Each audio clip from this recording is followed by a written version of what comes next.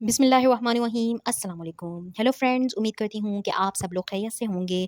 आज जो मैं टॉपिक लेकर आई हूँ वो है social media addiction in adolescents के हवाले से। सोशल मीडिया आजकल हर टीनेजर की ज़िंदगी का लाज़मी हिस्सा बन चुका है, लेकिन जब उसका इस्तेमाल हद से बढ़ जाए तो ये आहिस्ता-आहिस्ता उनकी इमोशंस, थिंकिंग और बिहेवियर पे असर डालना शुरू कर देता है। बाहर से देखने में तो ये सिर्फ़ ऐसा लग रहा होता है जैसे कि आप फ़ोन यूज़ कर रहे हैं, लेकिन अंदर से ये एक साइकोलॉजिकल डिपेंडेंस बन सकता है। एडिक्शन क्या है?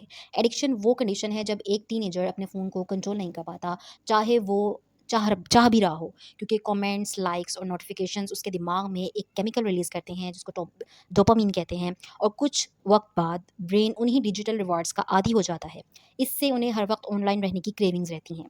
अब फॉर एग्ज़ाम्पल एक लड़की जो दिन भर अपना मोबाइल बार-बार अनलॉक करती है, उसे ये डर रहता है कि कहीं कोई मैसेज मिस ना हो जाए। जब भी कोई रिएक्ट करता है, उसके अंदर खुशी और एक्साइटमेंट बढ़ जाती है। लेकिन जैसे ही वो ऑफ़लाइन होती है, उसे एंग्ज़ायटी महसूस होती है। वो कंसंट्रेशन खो देती है, इवन होमवर्क करते हुए हाथ खुद ब खुद फ़ोन की तरफ जाते हैं।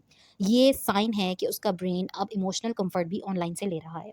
इसी तरह एक लड़का जो स्पोर्ट में बहुत ज़्यादा एक्टिव था किसी ज़माने में, रात को उसको आदत हो गई कि वो लेट वीडियोज़ देखने लगता है। वो खुद को कहता है कि सिर्फ़ 5 मिनट मोबाइल और यूज़ करूँगा, लेकिन वो 5 मिनट कई घंटों में बदल जाते हैं।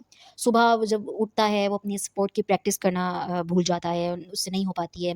दिन भर थकावट रहती है और उसके ग्रेड्स भी ख़राब होने लगते हैं। जो साइन्स हैं सोशल मीडिया एडिक्शन के, उनमें ये होता है कि बहुत से टीनेजर्स बगैर किसी वजह के बार-बार फ़ोन चेक करते हैं। और इसके अलावा उनमें मूड चेंजेस होना शुरू हो जाते हैं। जब टीनेजर्स को इंटरनेट ना मिले या फ़ोन उनके पास ना हो, तो वो इरिटेट हो जाती हैं, उनकी एंग्ज़ायटी बढ़ जाती है, वो रेस्टलेस महसूस करते हैं, और जैसे ही वो ऑनलाइन होते हैं, उनका मूड दोबारा से बेहतर हो जाता है। इसके अलावा जब एडिक्शन बहुत ज़्यादा बढ़ जाती है तो टीनेजर्स जो हैं, वो अपने होमवर्क को डिले कर देते हैं, सोने का वक़्त ख़राब हो जाता है, उनकी स्पोर्ट्स, उनकी हॉबीज़, वो सब उनकी बिल्कुल ख़त्म होके रह जाती हैं और उनकी मोटिवेशन कम से कम होना शुरू हो जाती है। टीनेजर्स सोशल मीडिया पर दूसरों की परफेक्ट पिक्चर्स देखकर अपनी लुक्स, अपनी लाइफ या अपने लाइफ़स्टाइल को नीचा महसूस करना शुरू कर देते हैं। इसी तरह जो एडिक्टेड टीनेजर्स हैं, वो फैमिली से दूर रहने लगते हैं, अपने रूम में घंटों रहना, मील स्किप करना और face to face conversations avoid करना भी आम हो जाता है। अब साइकोलॉजिकल कॉजेज़ कौन-कौन से हैं? टीनेज जो है वो ऐसी उम्र है जहाँ एक्सेप्टेंस सबसे बड़ी ज़रूरत होती है। लाइक्स और कमेंट्स उन्हें बिलॉन्गिंग का एहसास देते हैं। इसके अलावा टीन्स को ये डर रहता है कि कहीं अपडेट्स, कोई ट्रेंड या कोई ग्रुप चैट मिस ना हो जाए। इसके अलावा स्कूल का प्रेशर या कोई इमोशनल इश्यूज़ से बचने के लिए स्क्रॉलिंग एक टेम्परेरी एस्केप बन जाता है। इसके अलावा जिन टीनेजर्स का सेल्फ कॉन्फिडेंस लो होता है, वो ऑनलाइन वैलिडेशन पर ज़्यादा डिपेंड करने लगते हैं। कुछ सॉल्यूशंस हैं साइकोलॉजिकल बेस्ड स्ट्रेटजीज़, जिसमें सबसे पहले आ जाती है डिजिटल बाउंड्रीज़। आप अपने जो आपका फ़ोन है उसको स्लीप टाइम या मील्स या स्टडी से बिल्कुल अलग रखें। बिहेवियरल साइकोलॉजी कहती है कि ट्रिगर्स कम हों तो एडिक्टिव बिहेवियर खुद कम होना शुरू हो जाता है। टीनेजर्स को सिर्फ़ ये कह देना ज़रूरी नहीं होता कि फ़ोन बंद कर दो, साइड पे कर दो। उनको क्योंकि जो हैबिट्स होती हैं उनको इरेज़ नहीं किया जा सकता, लेकिन उन हैबिट्स को रिप्लेस किया जा सकता है। आप वॉकिंग स्टार्ट कर दें, आप राइटिंग शुरू कर दें, आपकी कोई हॉबी है, आर्ट है, पेंटिंग है, आउटडोर गेम्स शुरू कर दें, अपने फ्रेंड्स के साथ फेस टू फेस कन्वर्सेशन शुरू कर दें, उनसे मुलाकात शुरू करें।